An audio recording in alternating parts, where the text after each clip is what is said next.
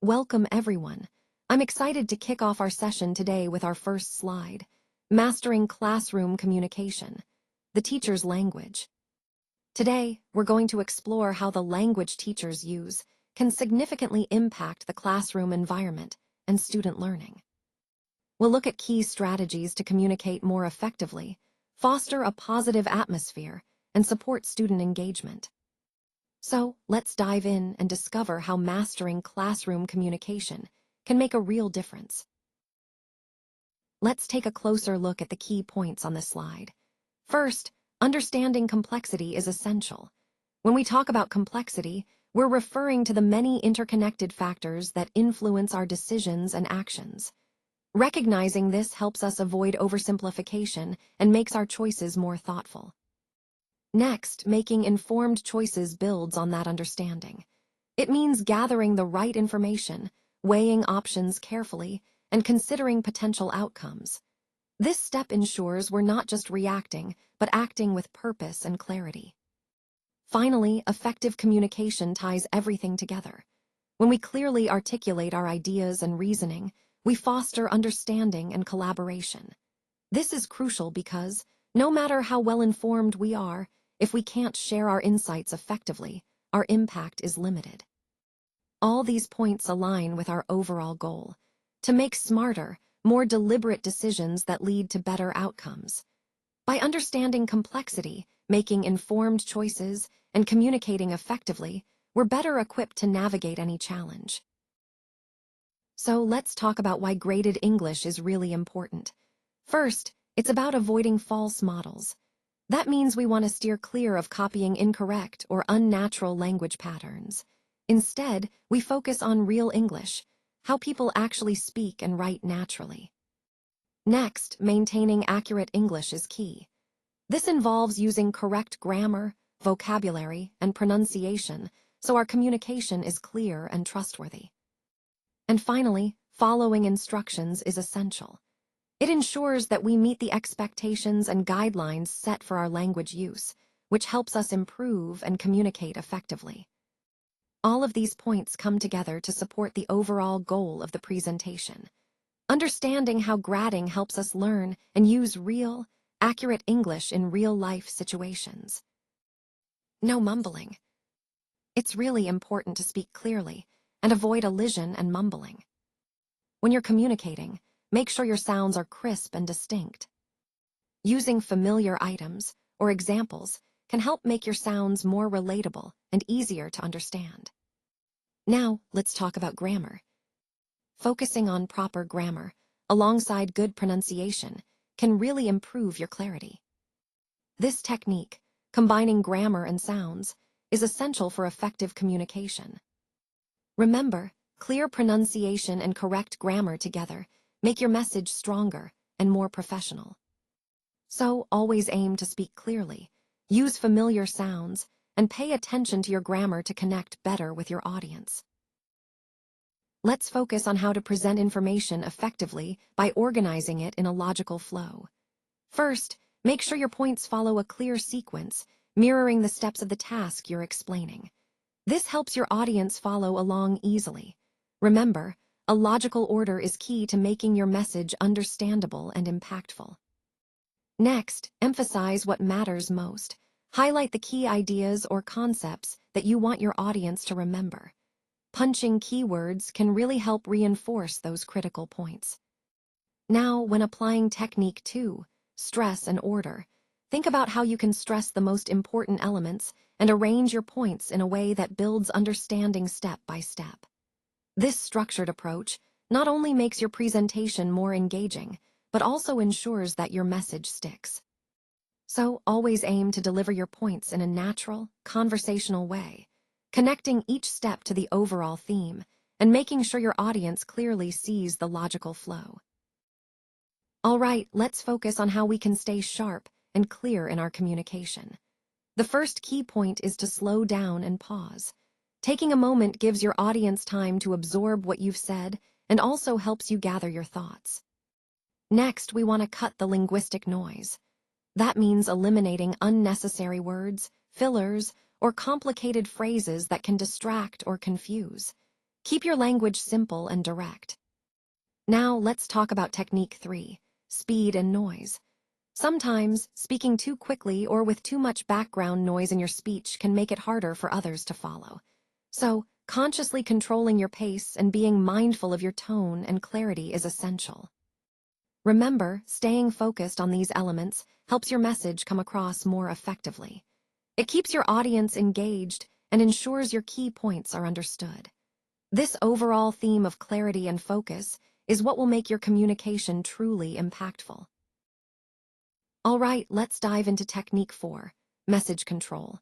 When we talk about keeping our message clear and impactful, the key is to be intentional about what we share. It's about focusing on the core idea and avoiding unnecessary details that can dilute our message. Remember, less is more. By controlling what we communicate, we ensure our audience stays engaged and understands our main point. This technique ties back to our overall theme of simplicity, making our communication straightforward and effective. So always ask yourself, what's the essential message I want my audience to take away? And then craft your content around that. Pairs. Gesture. Page 22. Highly graded. Get into pairs, please. Turn to page 22 and do exercise B. So, could you please do what I wanted you to do, was to talk together to do the exercise in pairs. Now, on this slide, we're emphasizing the importance of working in pairs. You'll notice that it's marked as highly graded, meaning it's a significant part of your assessment. I want you to get comfortable collaborating. That's key in this activity. Please turn to page 22 and locate exercise B. The idea is for you to discuss and complete the exercise together. This encourages communication and helps reinforce your learning. Remember, even if it's ungraded, practicing these skills is valuable. And I'll be giving some grading examples later to show you what I'm looking for. So, let's get into those pairs and start working. Let's take a closer look at the levels of grading. First, we have the normal fluent speech for advanced learners, which represents the highest level of language proficiency. This is where learners can speak smoothly and confidently, handling complex ideas with ease. Moving slightly above average, we have the ungraded level, designed to push learners a bit further and encourage growth beyond their current skills. Then there's the challenging I+1 level, aimed at the entire group's current level, but pushing each student just beyond their comfort zone to promote development. Next, the class average level is tailored for the weakest students, focusing on simple and direct language to ensure understanding. Lastly, we have the highly graded levels, which are more structured and often involve more explicit grading criteria. Understanding these different levels helps us tailor our teaching strategies to meet each learner where they are and guide them toward more fluent and confident communication. It's all about providing the right challenge at the right time to support continuous progress. Let's talk about using L1 wisely. When we're bilingual, mixing languages can actually help us communicate more effectively. One popular technique is code switching, where we switch from English to L1 and then back to English. This can make our message clearer and more natural. Another method is sandwiching, where we start in one language, switch to the other to emphasize or clarify a point, and then return to the original language. This creates a kind of bilingual magic, blending the strengths of both languages. The key takeaway here is that these strategies are powerful tools for enhancing understanding and connection in bilingual communication. When used thoughtfully, they can make our interactions more engaging and seamless, fitting perfectly into our overall goal of effective language use. Let's take a closer look at whether these strategies actually help students learn better. The key idea here is the golden rule, which emphasizes three main areas. First, emotional support. Creating a positive and encouraging environment helps students feel safe to take risks and engage deeply with the language. Next, grammar checks. Regular feedback on grammatical accuracy helps students notice and correct mistakes, reinforcing correct usage. And finally, vocabulary blocks. Identifying and addressing specific vocabulary challenges allows us to tailor support exactly where students need it most. Now, when should we use the student's first language, or L1?